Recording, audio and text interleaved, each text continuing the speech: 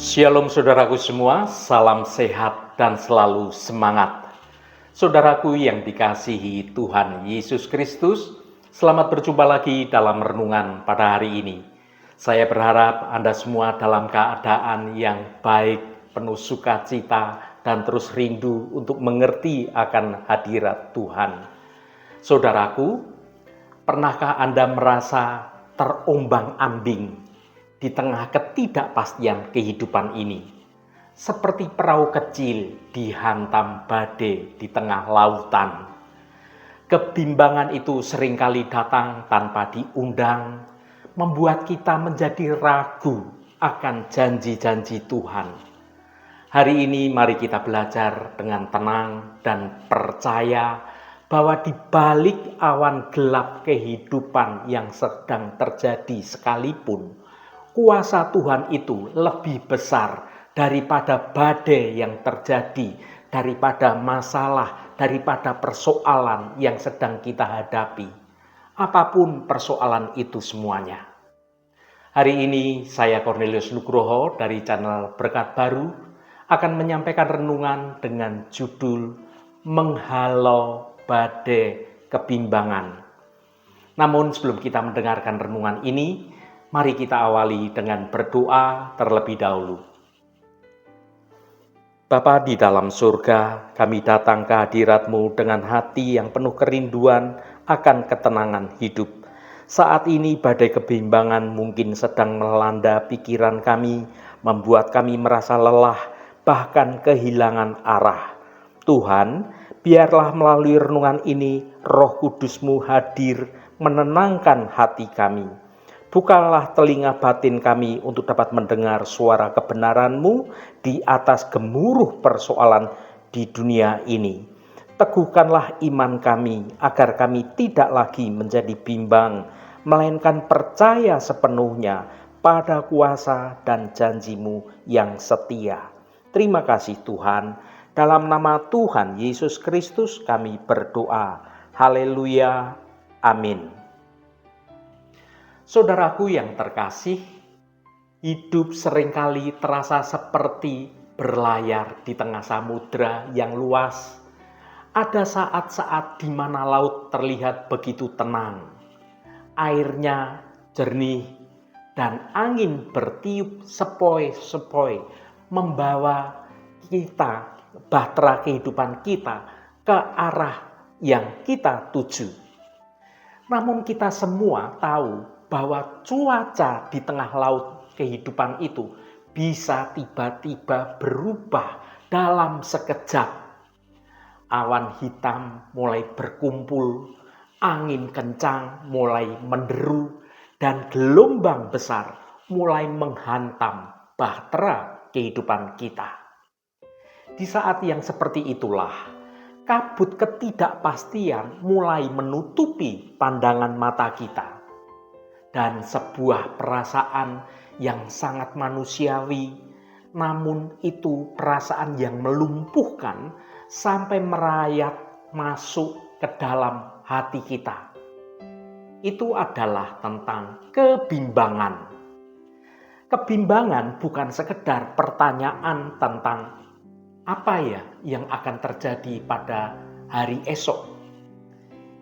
Kebimbangan itu lebih dalam dari itu semua, saudaraku. Kebimbangan adalah badai di dalam batin yang membuat kita mempertanyakan soal penyertaan Tuhan di dalam hidup kita. Soal kemampuan kita sendiri dan soal kejelasan akan masa depan kita. Kita ragu apakah keputusan kita itu sudah benar. Kita merasa cemas apakah kebutuhan kita akan tercukupi.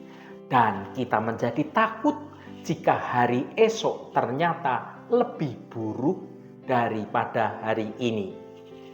Dalam situasi yang penuh gejolak inilah, Tuhan itu memberikan sebuah sauh atau jangkar atau kekuatan yang sangat kuat bagi jiwa kita.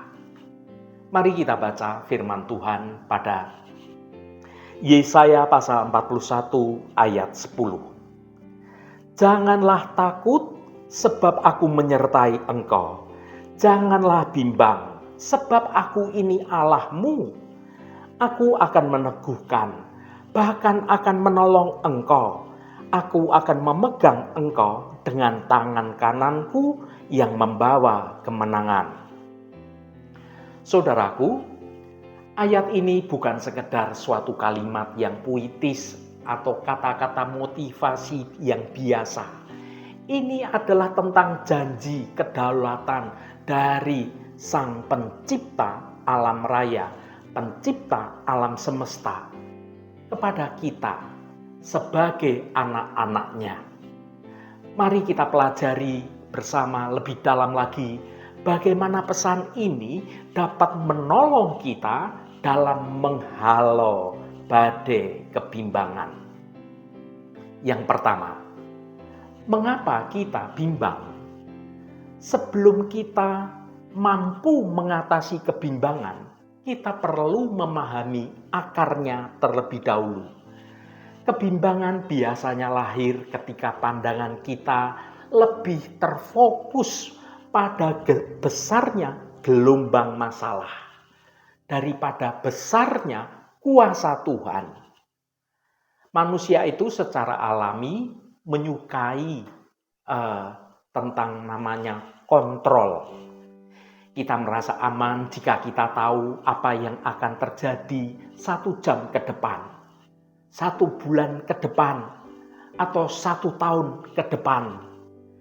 Namun masa depan adalah milik Tuhan. Dan Dia seringkali membiarkan kita dalam ketidakpastian itu agar kita tetap mau belajar untuk selalu mengandalkan Tuhan. Kebimbangan itu muncul saat kita mencoba memikul beban masa depan kita dengan mengandalkan kekuatan kita sendiri. Kita merasa bahwa jika kita tidak bisa melihat jalan ke depan, maka seolah-olah jalan itu menjadi tidak ada. Saudaraku, frasa yang berkata, "Janganlah bimbang, sebab aku ini Allahmu." Kalimat pertama yang menarik di dalam Yesaya pasal 41 ayat 10 adalah suatu perintah untuk kita tidak menjadi bimbang yang diikuti dengan suatu alasan yang sungguh sangat personal. Frasa itu di dalam firman Tuhan berkata, "Sebab aku ini Allahmu." Perhatikan bahwa Tuhan itu tidak berkata, "Jangan bimbang karena keadaan akan segera membaik." Tuhan juga tidak berkata, "Jangan bimbang karena kamu ini hebat." Tetapi Tuhan berkata, "Janganlah bimbang, sebab aku ini Allahmu." Frasa yang luar biasa ini bisa diartikan, janganlah engkau bimbang karena hubungan kita. Itu kata Bapa kepada kita. Bapa kita ingin menegaskan bahwa hubungan kita dengan Bapa kita bukan hubungan yang biasa. Ini sungguh hubungan yang luar biasa. Bapa sebagai Bapa kita, kita sebagai anak dari Bapa kita. Identitas Tuhan sebagai Allahmu itu adalah suatu jaminan tentang keamanan kita. Bayangkan seorang anak kecil yang sedang berjalan di tengah keramaian pasar yang kondisinya begitu asing bagi anak ini. Si anak mungkin merasa takut dan kemudian bimbang kemana harus melangkah saat melihat keramaian yang begitu luar biasa itu. Namun begitu tangan anak itu digenggam erat oleh tangan ayahnya, maka rasa kebimbangan dari anak itu menjadi sirna. Bukan karena perasaannya bukan karena pasarnya yang tiba-tiba menjadi sepi. Tetapi karena anak itu tahu siapa yang menggandeng tangannya, kebimbangan kita mulai surut saat kita berhenti bertanya, bagaimana ya nasibku nanti? Dan kita mulai berkata dengan penuh iman, Tuhanku adalah penguasa segalanya. Yang ketiga, janji kekuatan di tengah kelemahan. Seringkali kebimbangan itu muncul karena kita merasa tidak memiliki cukup suatu kekuatan untuk menghadapi apa yang ada di depan kita. Kita lelah secara mental, lelah secara emosional, dan juga lelah di bidang spiritual. Menariknya, Tuhan merespon semua kelemahan kita itu dengan suatu 3 janji, 3 aksi yang luar biasa. Frasa yang berkata, Aku akan meneguhkan engkau. Tuhan tidak hanya memberikan instruksi saja, tetapi Tuhan memberi suatu kekuatan internal kita. Tuhan memperkuat sendi-sendi iman kita yang mungkin mulai menjadi goyah. Dan frasa yang berkata, bahkan akan menolong engkau. Tuhan tidak membiarkan kita berjuang sendirian. Menolong itu berarti ada suatu tindakan dari Tuhan, tindakan yang nyata. Entah itu melalui suatu jalan keluar yang sungguh tidak kita duga-duga sebelumnya, atau melalui pertolongan orang lain yang dikirim oleh Tuhan tepat pada waktunya. Kemudian ada frasa yang berkata, Aku akan memegang engkau. Ini berbicara tentang keamanan kita. Kita tidak hanya ditolong, lalu kita dilepaskan begitu saja. Tetapi kita ditolong dan dipegang dengan erat-erat agar kita tidak jatuh tergeletak. Yang keempat, tangan kanan yang membawa kemenangan. Frasa yang berkata, Aku akan memegang engkau dengan tangan kananku yang membawa kemenangan. Di masa Alkitab ditulis, tangan kanan itu melambangkan otoritas, melambangkan kekuatan, dan melambangkan kehormatan. Ketika Tuhan berkata bahwa Dia akan memegang kita dengan tangan kanannya yang membawa kemenangan, itu berarti tentang masa depan kita ini tidak berada di tangan nasib, tidak berada di tangan pimpinan kita atau bos kita secara manusia, dan tidak juga berada di tangan musuh-musuh kita. Masa depan kita berada di tangan yang sudah mengalahkan maut, yaitu Yesus Kristus. Kemenangan yang dijanjikan Tuhan mungkin tidak selalu berarti bahwa masalah dalam hidup kita ini langsung hilang, begitu saja hilang dalam sekejap. Terkadang kemenangan yang sesungguhnya itu adalah ketika kita tetap memiliki suatu damai sejahtera di tengah badai masalah yang masih mengamuk terjadi dalam hidup kita. Kemenangan itu adalah saat iman kita tidak menjadi luntur meski jawaban doa dari Tuhan belum juga terlihat hasilnya. Bagaimana kita menerapkan ayat ini dalam keseharian hidup di dunia yang penuh dengan tekanan ini? Berikut ini adalah beberapa langkah yang bisa kita ambil. Yang pertama, akui kebimbangan itu di hadapan Tuhan. Jangan berpura-pura Anda itu menjadi kuat, karena Tuhan itu sangat tahu akan isi hati Anda. bawalah segala keraguanmu itu di dalam Tuhan melalui doa-doa kita. Katakan, Tuhan, aku bimbang tentang masa depanku. Aku takut akan hari esok. Tolonglah aku yang masih kurang percaya ini, ya Tuhan.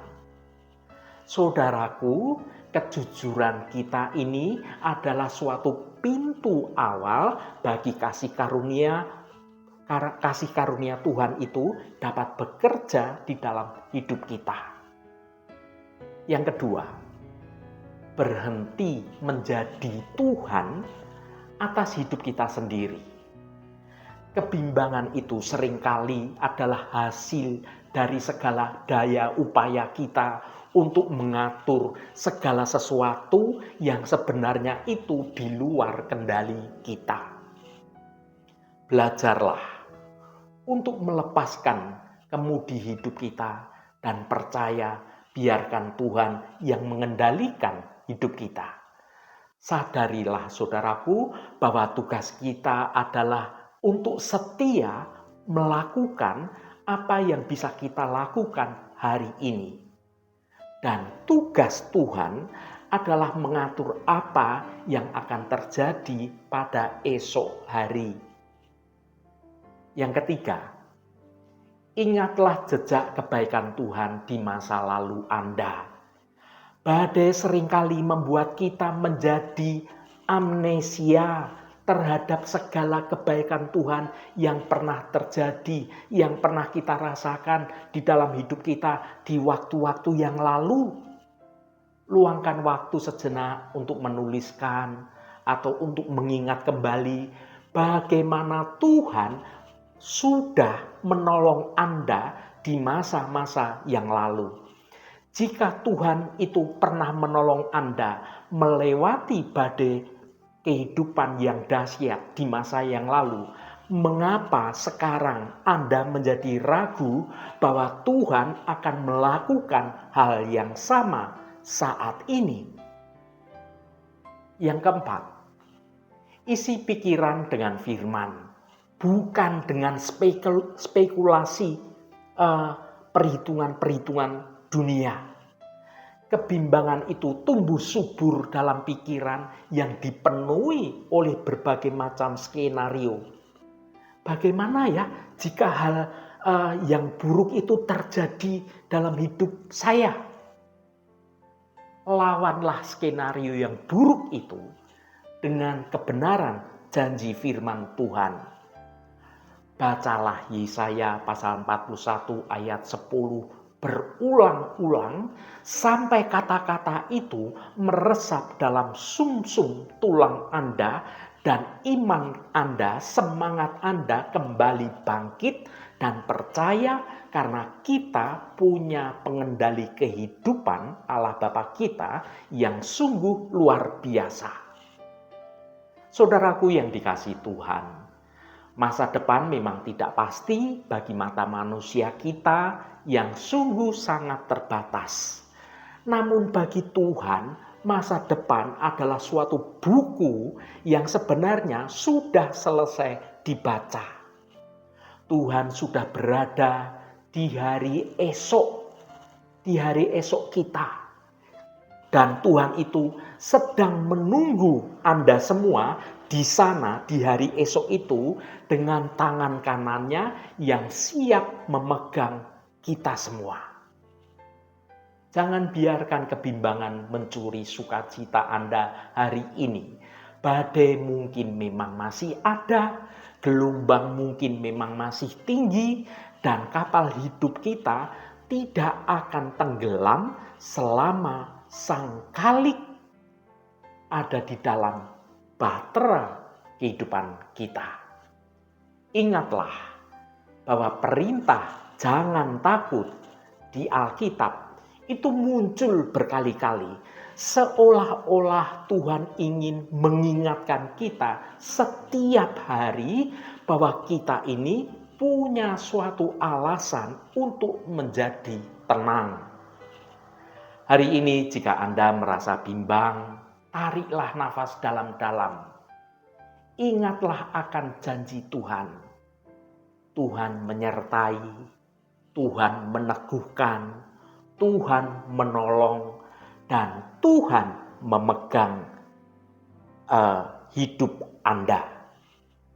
Masa depan Anda sungguh sangat aman di dalam tangan Tuhan. Haleluya, Tuhan memberkati kita semua. Mari kita tutup renungan ini dengan berdoa. Bapa di dalam surga, kami datang ke hadirat-Mu dengan hati yang terkadang penuh dengan kebimbangan. Saat memandang masa depan yang tidak pasti, rasa takut seringkali menyelinap dan menggoyahkan iman kami. Namun hari ini kami memegang teguh janji-Mu dalam renungan ini. Terima kasih karena Engkau mengingatkan kami untuk tidak menjadi takut dan tidak bimbang, sebab Engkau adalah Allah kami. Saat langkah kami terasa berat, teguhkanlah hati kami. Ketika kami merasa lemah, tolonglah kami, dan peganglah tangan kami dengan tangan kanan Engkau yang membawa kemenangan.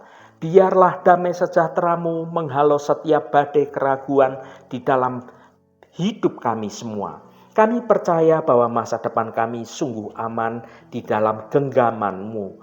Terima kasih Tuhan, Roh Kudus yang akan menolong kami untuk kami sungguh-sungguh mau mendengar kehendak-Mu dan rancangan-Mu terjadi dalam hidup kami. Tuhan, berkatilah kami di sepanjang hari ini dalam segala tugas dan aktivitas kami, dalam studi dan pekerjaan kami, dalam pelayanan kami, dalam usaha kami, dan dalam segala hal. Tuhan akan berkati, dan kami memiliki hidup yang menyenangkan hati Tuhan, dan hidup kami dapat menjadi berkat juga bagi sesama kami. Tuhan, secara khusus kami berdoa untuk saudara-saudara kami dimanapun berada, yang saat ini sedang menderita sakit atau sedang mengalami pergumulan dalam hidupnya. Kami mohon jamahan-Mu agar kuasa penyembuhan boleh terjadi pada saudara-saudara kami yang sedang menderita sakit. Jamahan dan lawatan Engkau juga terjadi pada saudara-saudara kami yang saat ini sedang dalam pergumulan.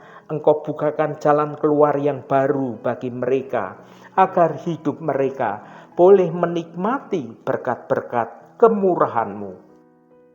Berkati mereka yang hari ini berulang tahun Tuhan. Engkau tambahkan 1 tahun lagi. Terima kasih buat anugerah-Mu, umur panjang di tangan kanan dan kekayaan serta hormat di tangan kiri. Berkat Tuhan mengalir bagi setiap mereka yang hari ini berulang tahun.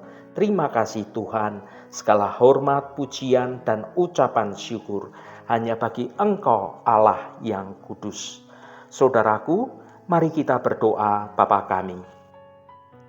Bapa kami yang di surga, dikuduskanlah nama-Mu, datanglah kerajaan-Mu, jadilah kehendak-Mu di bumi seperti di surga. Berikanlah kami pada hari ini makanan kami yang secukupnya, dan ampunilah kami akan kesalahan kami, seperti kami juga mengampuni orang yang bersalah kepada kami. Dan janganlah membawa kami ke dalam pencobaan, tetapi lepaskanlah kami daripada yang jahat. Karena Engkaulah yang empunya kerajaan dan kuasa dan kemuliaan sampai selama-lamanya. Amin. Saudaraku, bukalah hatimu dan tengadahkan tanganmu. Terimalah berkat Tuhan. Tuhan memberkati engkau dan melindungi engkau. Tuhan menyinari engkau dengan wajah-Nya dan memberikan kasih karunia. Tuhan menghadapkan wajah-Nya kepadamu dan memberikan damai sejahtera.